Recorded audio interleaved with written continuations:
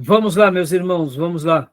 Continuando aqui, nosso primeiro dia de aula de História Eclesiástica 2, é o segundo bloco, nossas aulas estão sendo gravadas. Então, vamos continuar a leitura aqui, a gente vai pular algumas partes, irmãos, porque eu separei outro material para a gente poder também trabalhar. Então, pastor Johnny, tenha bondade aqui, leia esses primeiros parágrafos, a Igreja Oriental. Pois não. A ênfase não é tanto no poder dos papas, mas muito mais no poder dos imperadores, pois lá ainda existe o Império Bizantino, o Império Romano do Oriente, do Oriente. O imperador tem uma influência muito grande sobre a igreja. Um dos grandes imperadores desse período do sexto século foi Justiniano. Quando se fala de Império Bizantino, esse imperador é que é lembrado. Ele expandiu outra vez o Império Romano do Oriente, algumas bordas ele conseguiu levar mais para frente em batalhas, construiu grandes edifícios, criou muitas leis, considerado um imperador legislador, e ele construiu a famosa Basílica Hagia Sofia. Existe até hoje em Istambul, antes como uma mesquita e hoje como um museu. Essa igreja foi consagrada no ano de 537 e era a maior igreja do mundo na época.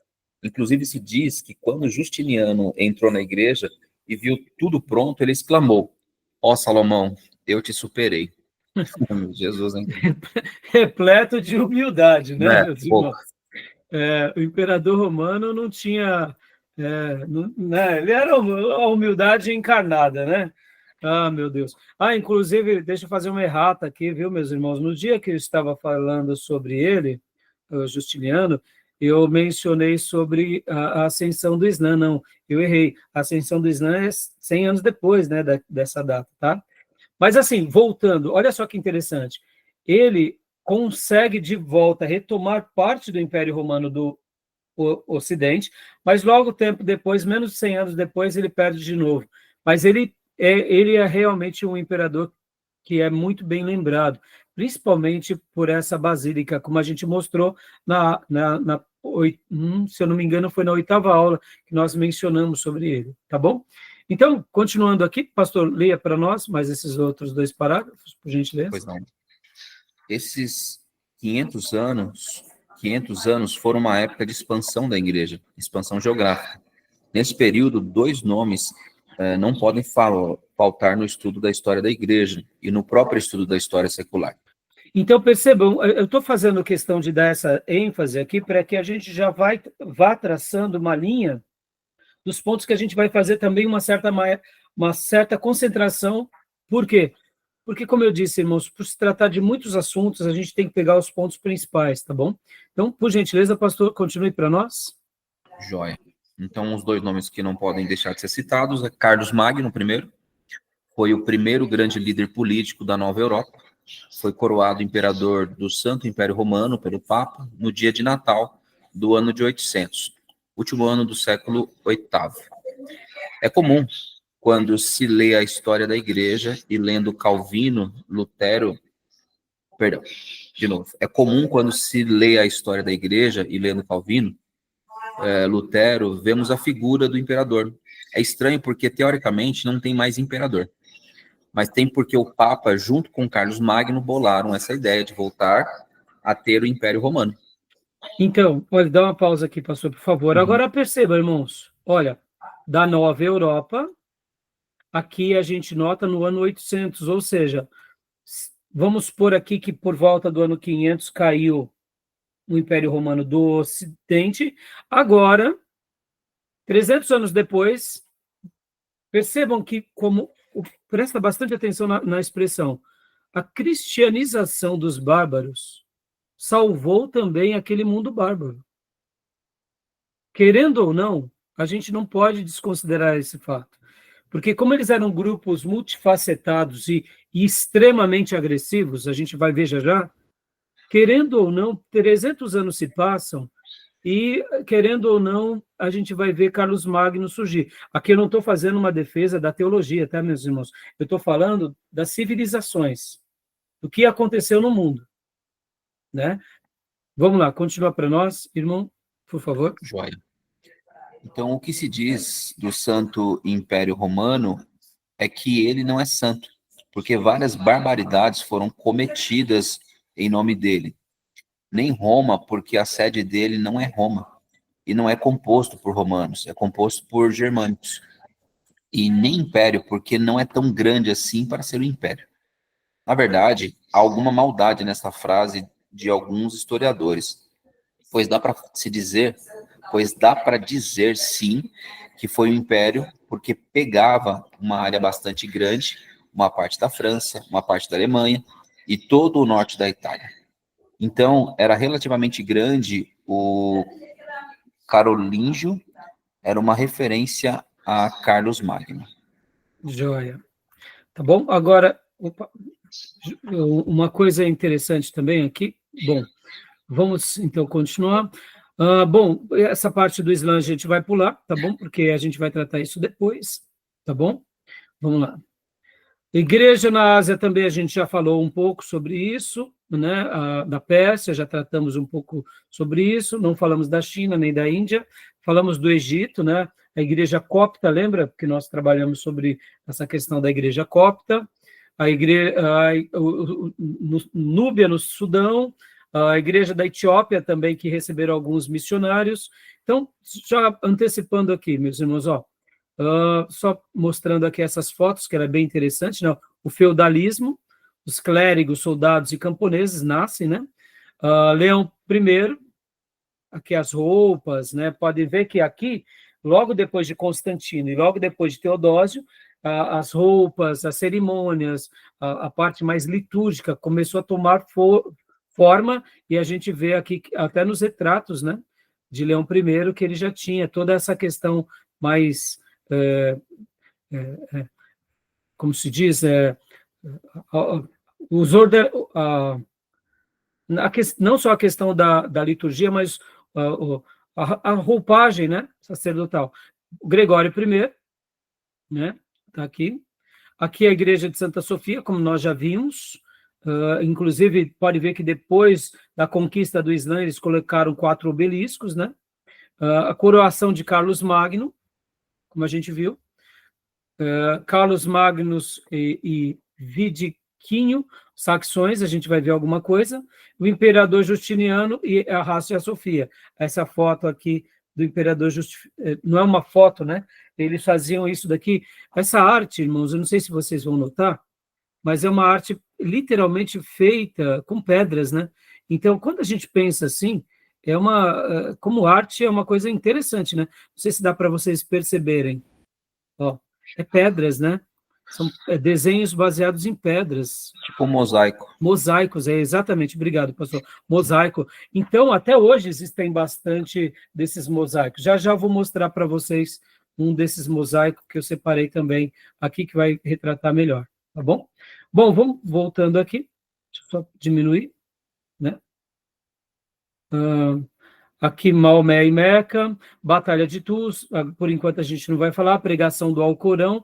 Aqui, esse é uma das fotos aqui. Mas onde eu tinha pego, irmãos? Eu não sei onde eu deixei, mas eu tinha pego aqui a expansão do Islã sobre o Império.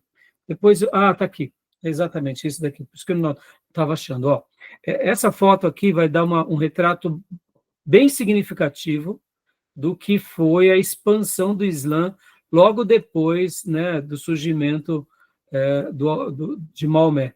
Olha só que interessante. Opa, perdão. Aqui. Olha que interessante, irmãos. Não sei se vocês conseguem ver. Aqui está o Império Bizantino, né? Então, só para vocês terem uma noção. Logo quando nasce o profeta Maomé, eles estão aqui, né, na Arábia Saudita, e o Alcorão já tem uma expansão, né, o islamismo aqui. Pouco tempo depois, ó, aqui é a expansão do profeta Maomé, de 622 a 632, ou seja, em 10 anos eles dominam essa região. Então, você tem que lembrar que aqui, ó, aqui é o Golfo Pérsico, aqui hoje, atualmente, onde é o Iraque, o Irã, né? Aqui é Israel, Jerusalém, né? Então, Depois vem o período dos califados, que é de 632 a 651 ou 661. Então, logo na sequência, o califado islâmico, olha só o que eles alcançam. Eles alcançam aqui todo o Egito, pegam Israel, parte da Síria, e entram aqui onde hoje atualmente é o Iraque, né? E o Irã.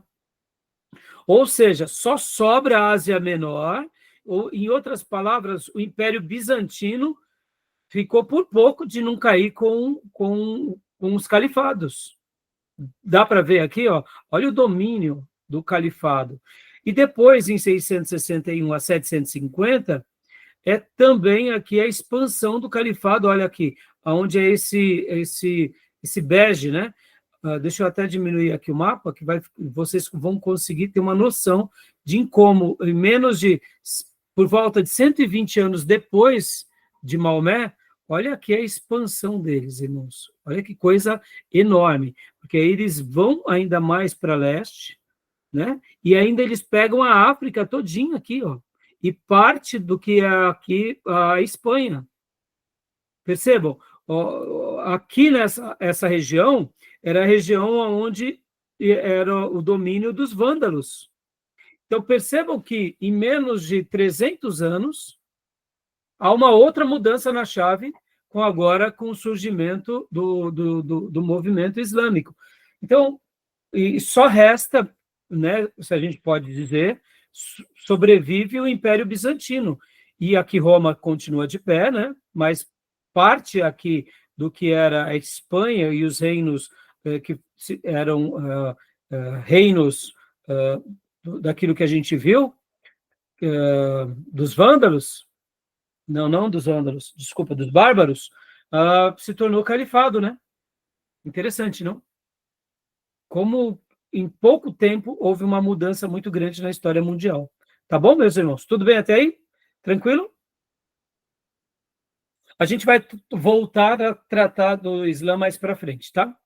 Então, vamos falar agora um pouco aqui do material, né, tanto do professor Juliano, quanto do Daniel Hopes, quanto também do Júlio Gonzalez, que eu também separei aqui para enriquecer essa aula de hoje para vocês. Agora, as missões medievais, né? Missões medievais. Leia para nós, Gil, por gentileza.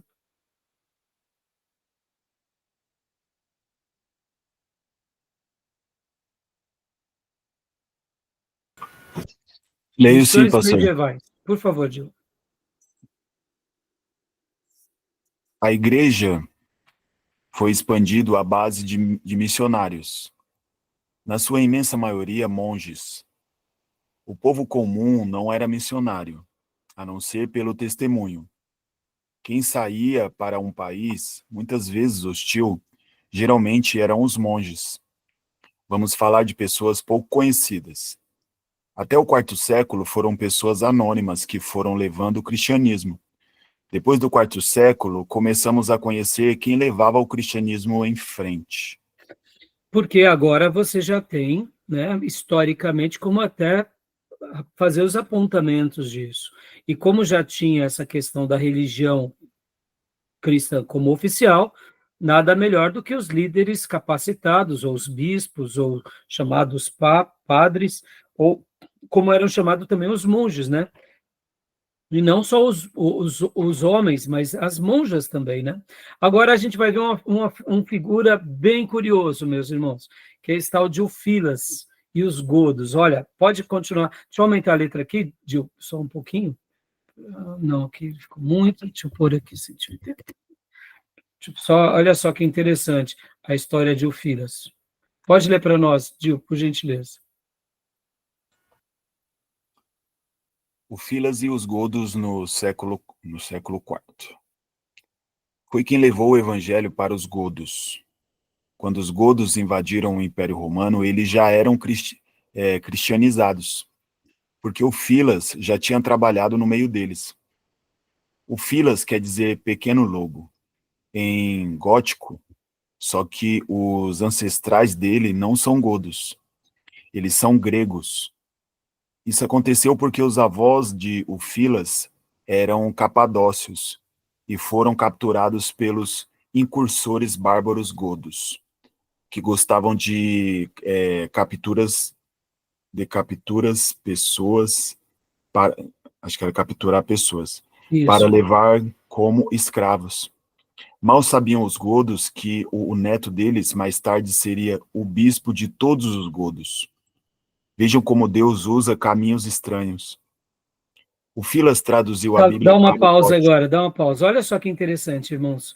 Então, percebam que aqui, quando os godos entram em Roma, e eles tentam já fazer as suas incursões, eles estão lutando contra quem?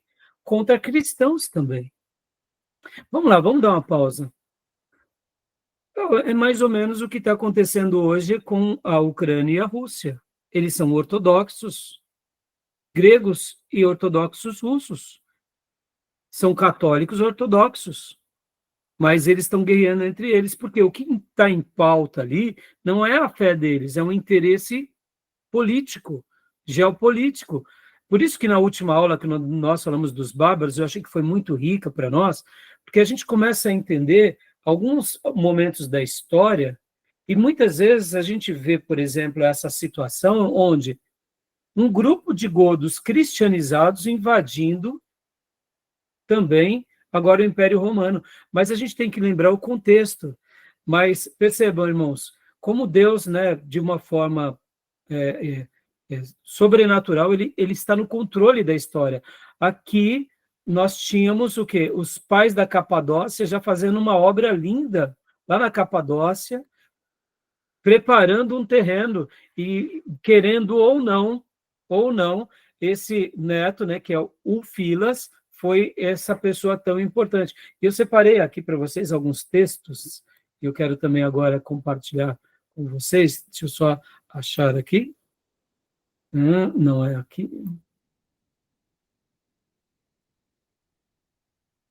Não, eu acabei fechando. Eu já vou buscar onde eu deixei aqui. Eu acabei fechando o material sem querer ainda agora. Não tem problema. Depois eu abro de novo e mostro para vocês. Então, continua lendo para nós, Gil, por gentileza. Aqui, ó, a segunda parte. Leio sim. O Filas traduziu a Bíblia para o gótico, e a mais antiga obra literária germânica existente. Ele traduziu todos os livros da Bíblia, menos 1 Reis e 2 Reis. Ele disse que foi de propósito, porque ele alegou que os godos já sabiam lutar, e tinham medo que, se ele colocasse esses livros ali, iria instigá-los a querer lutar mais ainda. Os godos só pensavam em guerra, 24 horas por dia. E por 1 e 2 Reis ter muita história de guerra, ele resolveu não traduzi-los. O problema era que o Filas era ariano, pois nessa época não havia ainda a definição do que é ortodoxia. Então existia arianos e crentes ortodoxos. Como os avós dele moravam na Capadócia, o conhecimento deles era ariano. Com isso, os godos também se tornaram arianos, pois bárbaros eram arianos. Ou seja, de uma forma geral, né, eu desconhecia dessa informação, então achei muito interessante. E aí, voltando aqui ao... Agora, olha só que interessante. Os bárbaros, de uma forma geral, os germânicos, eles amavam a guerra, meus irmãos. Eles eram guerreiros na sua essência. Eles foram cristianizados. Igual Fazem uma Esparta, né? incursão... Semelhante a Esparta, né? Exatamente, Júnior. Perdia a guerra. Olha só que coisa curiosa. Ele traduz a Bíblia, menos o livro de 1 Reis, 2 Reis, de propósito. Ele falou assim, não, no dia que eles forem ler a Bíblia e ver que tem 1 e 2 Reis, já que eles gostam de guerrear tanto, eles vão continuar guerreando. Então, olha que situação curiosa, né? A gente não consegue enxergar isso. Mas percebam que aqui... Por isso, Júnior, quando você me falou sobre a degradação do cristianismo, perceba, aqui ele já estava fazendo uma tradução da Bíblia para o gótico. Por quê? Porque era uma pessoa piedosa, ao seu modo. Ao seu modo. A gente tem que lembrar, irmãos, que a discussão do arianismo começa ali com o Concílio de Nicéia, depois vai para no Concílio de Constantinopla, mas aqui eles foram capturados, aqui eles estavam num outro contexto, debaixo de outro reino. Então, eles tinham aquela fé que eles aprenderam, dentro das suas limitações. Então, para a gente fazer um julgamento, né, se torna um pouco mais complicado. É claro que o Filas, ao traduzir, ele traduz a Bíblia. No entanto, aquela ideia aquela ideia do arianismo coube muito bem para eles, né? Deixa eu pegar aqui o outro material que eu tinha separado para vocês, que está aqui, só um segundinho, que está aqui, ó, nessa obra, que é a obra da Igreja dos Tempos Bárbaros. Está na página 118. Olha só que interessante. Deixa eu mostrar aqui para vocês esse corte. É esse episódio aqui, ó. O arianismo gótico e o catolicismo romano. Vamos lá, rapidinho, eu separei para vocês para a gente apreciar essas partes. Eu achei muito interessante. Ele vai falar um pouco, aí a gente começa a compreender um pouco esse momento da história. Olha só, que interessante.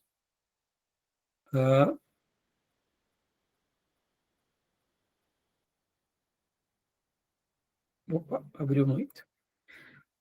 Pastor Johnny, leia para nós aqui, olha. O arianismo gótico e o catolicismo romano. Por favor. Sim. Esse obstáculo era de natureza religiosa.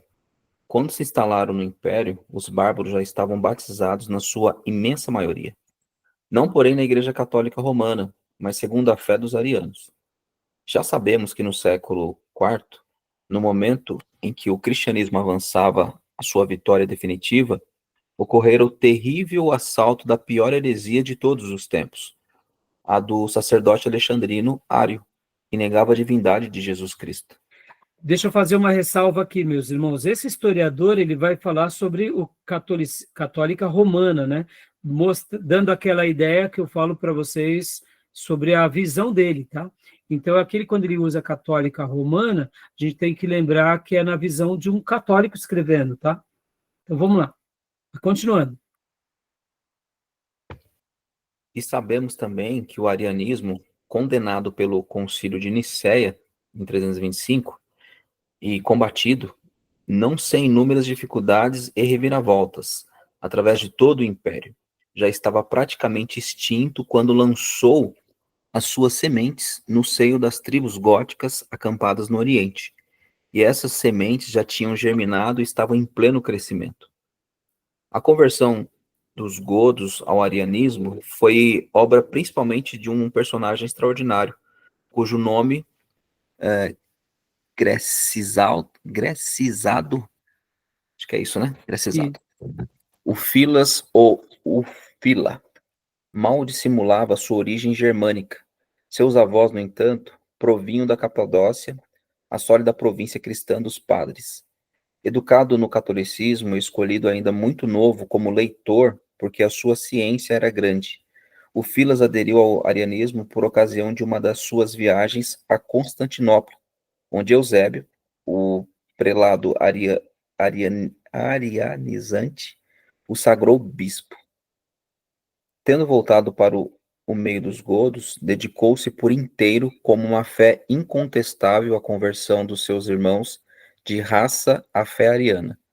Depois de ter inventado um novo sistema de escrita, traduziu a Bíblia para o gótico, dotando seu povo de um monumento religioso fundamental, que lhe permitiu passar a celebrar culto cristão nesta língua.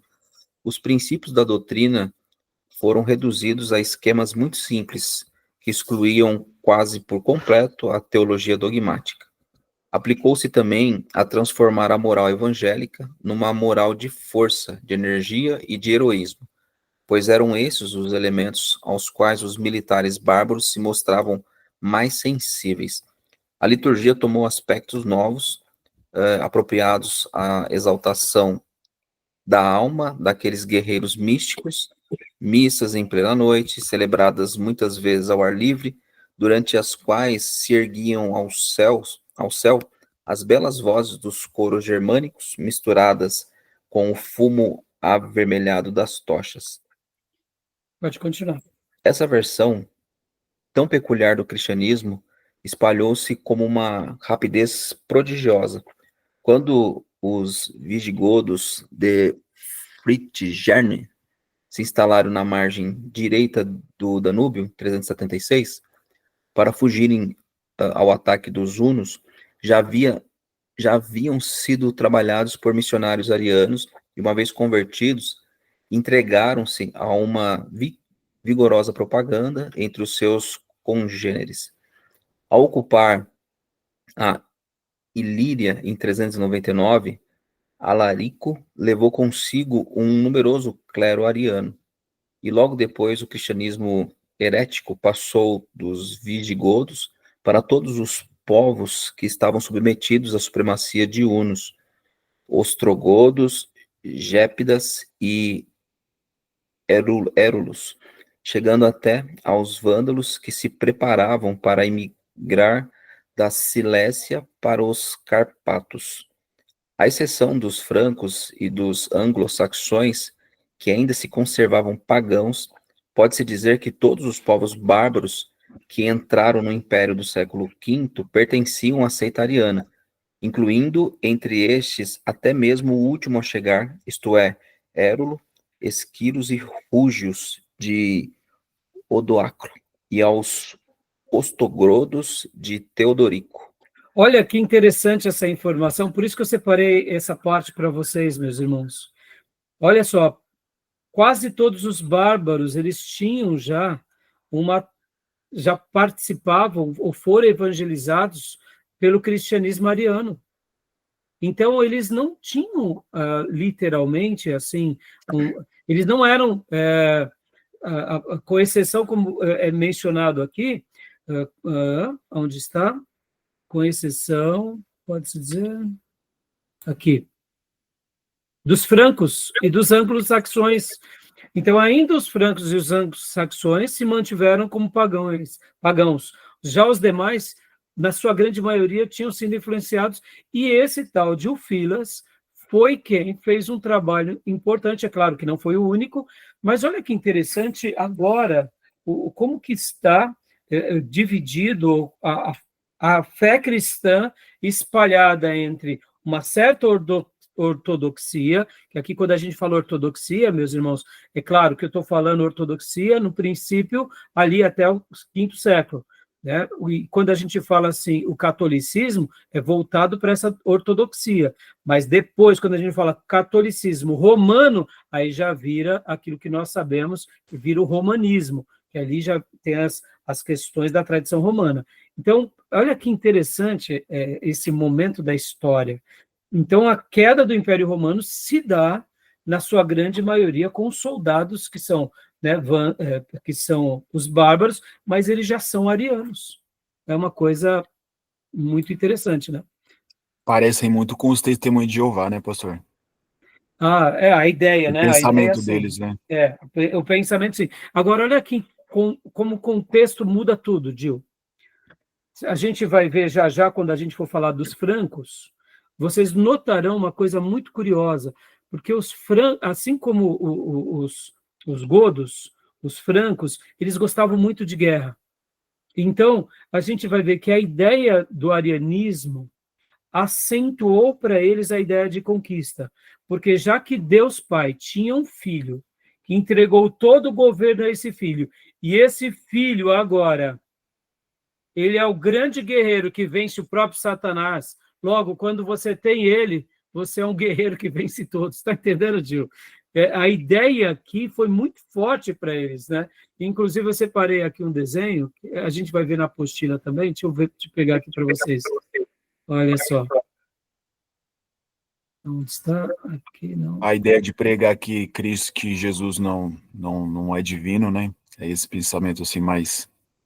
Não só que ele não é divino, mas ele é um grande guerreiro, Gil. Sim. Ele é um grande guerreiro. Quer ver onde está? Deixa eu mostrar aqui para vocês. Aqui, ó. Olha essa foto. O Deus com 3 faces. Essa ideia foi uma ideia muito admirada pelos godos. Porque o meu Deus, ele tem 3 faces, mas ele é, sobretudo, um grande guerreiro. Porque ele é filho do Pai e ele é um guerreiro que venceu todas as coisas. Logo, num povo que gostava de guerra, por isso que o Filas, ele não traduz 1ª e 2ª Reis de propósito. Ele falou assim, não, estão perdidos, porque se continuar desse jeito, eles vão continuar vencendo, né? Então, é bem interessante, né? Essas histórias que a gente acaba conhecendo e se aprofundando só depois, né? Então, interessante, né? Bom, voltando aqui para o texto, só mais um pedaço do texto. Aqui. Bom, depois eu passo essas partes e as páginas para vocês lerem, tá, meus irmãos? Porque é muito interessante. Deixa eu só pegar aqui mais uma outra porção. Aqui, ó. Aqui também a gente vai ver, irmãos, nesse relato, né, do Daniel Drops aqui, sobre como que foi tenso esse momento dos próprios reis, que, por exemplo, assumem parte, por exemplo, ali daquilo que era o Império Romano. Os próprios reis bárbaros, eles tentaram, num primeiro momento, aqui é um texto um pouco longo, então não vai dar para a gente ler agora todo ele, mas o que eu queria destacar aqui para vocês, os próprios reis godos, e principalmente bárbaros, de várias países ali, eles tentaram romanizar o seu povo, mas o seu povo não era o quê? Culto, e eles não queriam saber de ser estruturados, de seguir normas, de seguir critérios. Então, eles, tendo em vista que não tinha jeito, eles desistiram. Olha que interessante, né?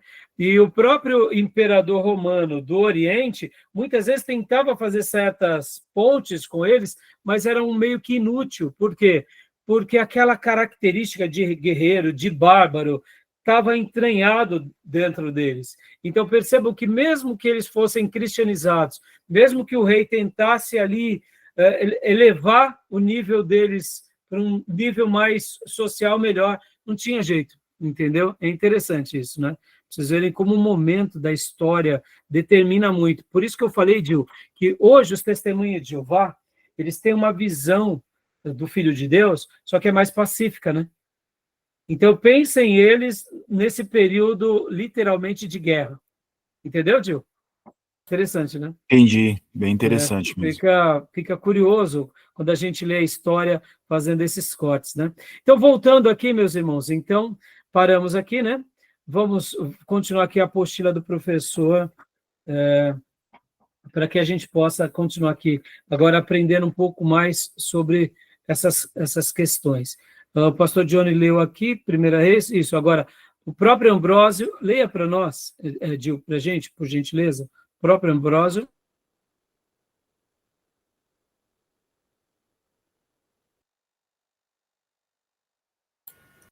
Eu não tô... Achei. Beleza. Leio sim. O próprio Ambrósio tinha problemas com os arianos que vinham de cima. Vinham do norte. Ele morava em Milão. Os bárbaros ficavam entrando e trazendo o arianismo com eles. Eles já tinham recebido, pelo outro lado, pela Capadócia, o cristianismo ariano. Para os godos, apelava o cristianismo ariano, porque o Fias pregou para eles um Deus que é o Criador sobre todas as coisas, é soberano sobre tudo. E esse Deus tem um filho, e que deu para esse filho todas as coisas que ele tinha.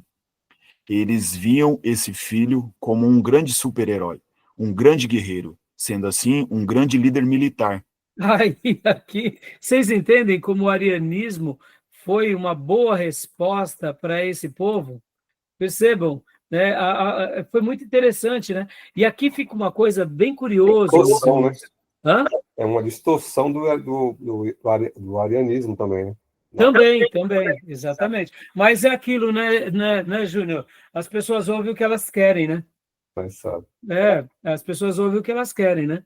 Exato. Aqui nesse período, irmãos, e daqui em diante, a gente vai ver algo bem curioso. Quando o rei, seja ele bárbaro, germânico, seja ele franco, se converte, todo mundo se convertia. Era uma conversão em massa forçada, tá, meus irmãos? Então, a gente vai ver muito disso daqui em diante, tá? Até então, e aí complica mais, né, Júnior? Irmãos, por que vai complicar? Porque agora é do interesse do rei. E a gente vai ver isso muito com os francos, né? E principalmente com o rei Clovis, tá bom? Então, percebam que daqui em diante a gente vai ver muito disso, e por isso que se torna muito mais fácil também o quê? A corrupção dentro da igreja, né? Porque tem a ver com a vontade do rei, tem a ver com a vontade do imperador, tem a ver com a influência do bispo, e aí vai se degringolando, tá bom? Então, continua para nós, Dil, por gentileza. O arianismo. O arianismo só não prevaleceu na Igreja Ocidental por causa de um outro grupo bárbaro, os francos. A conversão dos francos. Dá uma pausa agora, vamos dar uma pausa, porque eu acho que já deu tempo, né, irmãos, ou não? Ok. Já deve ter dado, né? Alguma dúvida até aí, meus irmãos? Depois vocês vejam a parte que eu separei para vocês, inclusive, deixa eu mostrar aqui, para ficar até registrado, caso depois vocês queiram. Então, nós vimos aqui na página 118 do volume 2, mas no volume 1 do Daniel Hopes também, meus irmãos, olha só que interessante, para vocês entenderem melhor. Aqui na Igreja dos Apóstolos e dos Mártires, no volume 1, aqui no finalzinho, tem um capítulo muito interessante, que fica mais claro a gente compreender esse momento, ó, página 469, aqui, ó. Aqui, ó. As sequelas do arianismo. Estão vendo? Ou seja, percebam que a gente está falando do arianismo que começa com Ário ali no século 3, 4, e se estende, entendeu, meus irmãos? Aonde? Até a conquista do Império Romano e muitas conversões. Então, percebam como isso se arrasta, né? É claro que depois, principalmente a gente vai ver agora, com os francos, aí sim, o arianismo ele acaba sendo literalmente impedido na sua teologia, principalmente com os francos. Mas a gente vai chegar lá. Tá bom, meus irmãos? Beleza até aí? Fica aqui essas indicações de leituras, tá? Então, vamos voltar aqui. Mais alguma pergunta? Vamos dar uma pausa? Podemos? Podemos. Para ir para o último bloco? Podemos. Jóia. Então tá bom. Vou parar a gravação.